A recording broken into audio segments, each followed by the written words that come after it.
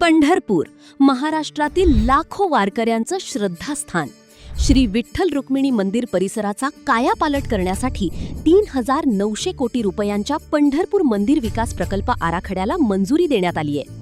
या प्रकल्पात मंदिर परिसराचा विकास, रस्ते रुंदीकरण आणि वाणिज्य संकुलांची उभारणी केली जाणार आहे. आषाढी, कार्तिकी, चैत्र आणि माघी वारीच्या काळात पंढरपुरात येणाऱ्या लाखो वारकऱ्यांचा वाढता ओघ लक्षात घेऊन अरुंद मार्ग, वाहतूक कोंडी आणि अपुऱ्या सुविधांसारख्या समस्यांवर कायमस्वरूपी उपाय करण्याचा प्रयत्न आहे.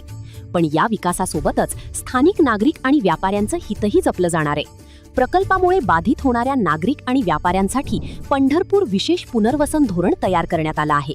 योग्य मोबदला आणि विशेष पुनर्वसन पॅकेज देण्यासोबतच स्थानिकांना विश्वासात घेऊन आणि त्यांच्या सहमतीने पुनर्वसन प्रक्रिया राबवली जाणार आहे.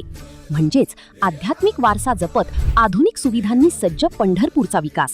वारकऱ्यांचा प्रवास सुखकर, सुरक्षित आणि सुंदर करण्याच्या दिशेने हे एक महत्त्वाचं पाऊल. रामकृष्ण हरी. अशाच अचूक अपडेट्ससाठी देवगाथा.in ला भेट द्या.